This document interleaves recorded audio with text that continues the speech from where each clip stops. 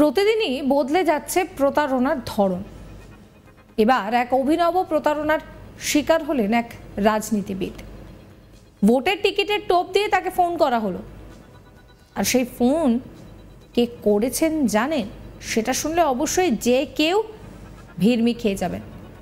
খোদ কেন্দ্রীয় স্বরাষ্ট্রমন্ত্রী অমিত শাহ নাকি ওই বিধায়ককে ফোন করেছেন, তাও আবার একবার দুবার নয়, কমপক্ষে 29 বার। ওই প্রাক্তন বিধায়ককে ফোন করে নাকি আশ্বাস দেওয়া হয়েছে যে টাকা দিলেই মিলবে ভোটের টিকিট। আর এই ঘটনায় রীতিমতন চাঞ্চল্য ছড়িয়ে পড়েছে। আমরা মাঝখানে দেখেছিলাম যে কিভাবে ওটিপি ছাড়াই আপনার ব্যাংক অ্যাকাউন্ট খালি হয়ে যেতে পারে। এছাড়াও বিভিন্ন রকমের লিঙ্ক যখন আপনার ফোনে আসে, তখন সেই লিঙ্কে ক্লিক করলে কিন্তু আপনার ব্যাংকে যেটুকু টাকা আছে সব চলে যেতে পারে। তো যত সময় যাচ্ছে, টেকনোলজি যত উন্নত হচ্ছে, ততই কিন্তু প্রতারণার জাল শক্ত হচ্ছে। প্রতিদিন যেন এই প্রতারণার ধরন পাল্টে যাচ্ছে। সেই রকমই এবার এক অভিনব প্রতারণার ঘটনা ঘটেছে, যার শিকার হয়েছেন এক রাজনীতিবিদ।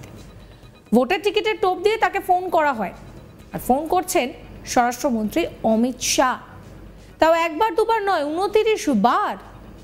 ওই প্রাক্তন বিধায়ককে ফোন করে নাকি আশ্বাস দেওয়া হয় যে টাকা দিলেই ভোটের টিকিট পাওয়া যাবে। প্রতারিত ওই বিধায়কের নাম কৃষ্ণলাল রাজপুত। পুলিশ অবশ্য শেষ পর্যন্ত ধরেছে অমিত শাহ সেজে প্রাক্তন বিধায়ককে ফোন করা সেই প্রতারককে। জানা গিয়েছে প্রতারকের নাম রবীন্দ্র মৌর্য, সে উত্তরপ্রদেশের বাসিন্দা। ওই প্রতারকের মোবাইলে ট্রু কলার অ্যাপে নাকি ফোন নাম্বারের সঙ্গে লেখা আছে কেন্দ্রীয় গৃহমন্ত্রী। রবীন্দ্রর সঙ্গে শাহিদ নামে একজন এই প্রতারণার সঙ্গে জড়িত বলেও জানা গিয়েছে। যদিও রবীন্দ্র মৌর্যকে গ্রেফতার করলেও শাহিদকে এখনো পর্যন্ত ধরতে পারেনি পুলিশ। তার খোঁজে তল্লাশিও শুরু হয়েছে। প্রতারণার অভিযোগে পুলিশ দুজনের বিরুদ্ধে মামলা দায়ের করেছে। যদিও এই প্রথম নয়, পুলিশ জানাচ্ছে যে রবীন্দ্র এবং শাহিদ নাকি এর আগেও বেশ কয়েকটা প্রতারণা চক্রের সঙ্গে জড়িত।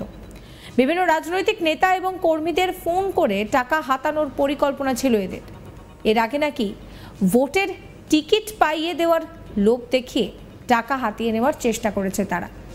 স্বরাষ্ট্রমন্ত্রী সেজে একাধিকবার বিভিন্ন নেতাদের ফোন করেছে তারা। ধৃত ব্যক্তি ধরা পড়ার আগে নাকি তার সিম কার্ডও ভেঙে দিয়েছিল, যদিও সেই ভাঙা সিম কার্ডকে পরে খুঁজে পায় পুলিশ। রবীন্দ্রর সঙ্গে এক ব্যক্তি, গ্রামেরই এক ব্যক্তি, হরিশের নাম রয়েছে ওই সিম কার্ডে। যদিও হরিশও প্রতারণা চক্রের সঙ্গে জড়িত কিনা তা জানতে তদন্ত চালাচ্ছে পুলিশ।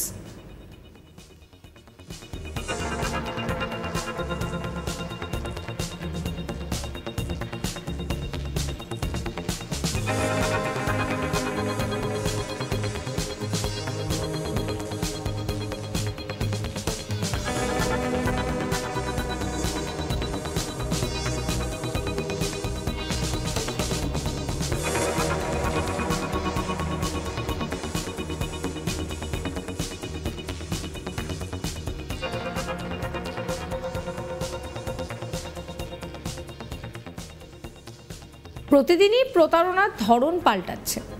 আগে যেরকম বলা হতো যে আপনার কাছে যদি কোনো ওটিপি আসে, সেই ওটিপি যদি আপনি অন্য কারোর সাথে শেয়ার করেন তাহলে আপনার অ্যাকাউন্ট খালি হতে পারে। কিন্তু সম্প্রতি সময় আমরা বেশ কিছু ঘটনা দেখেছি যে আধার কার্ডে যে আপনার ফিঙ্গারপ্রিন্ট থাকছে, সেখান থেকে স্ক্যাম করে টাকা হাপিস হয়ে যাচ্ছে।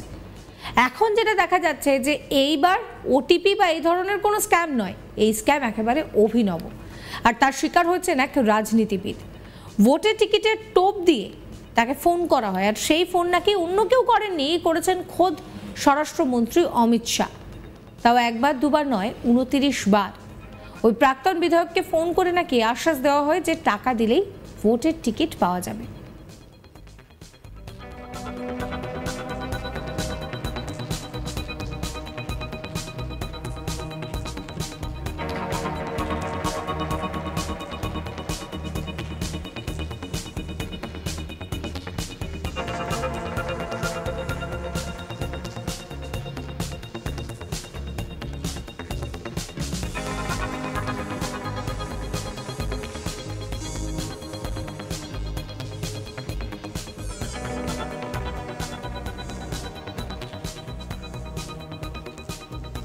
প্রতারিত ওই প্রাক্তন বিধায়কের নাম কৃষ্ণলাল রাজপুত।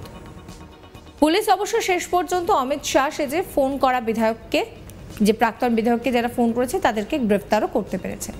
প্রতারকের নাম রবীন্দ্র মৌর্য, উত্তরপ্রদেশের বাসিন্দা। তার ফোনে ট্রু কলারে নাকি তার নাম্বারের সাথে লেখা ছিল কেন্দ্রীয় গৃহমন্ত্রী। এছাড়াও তার সঙ্গী শাহিদকেও কিন্তু গ্রেফতার করার চেষ্টা চলছে, তবে এখনও শাহিদের কোনো রকম কোনো খোঁজ পাওয়া যায়নি। সমস্ত খবরের আপডেটের জন্য সাবস্ক্রাইব করতে ভুলবেন না আজ তাক বাংলার ইউটিউব চ্যানেলকে, ফলো করবেন আজ তাক বাংলার হোয়াটসঅ্যাপ চ্যানেলও।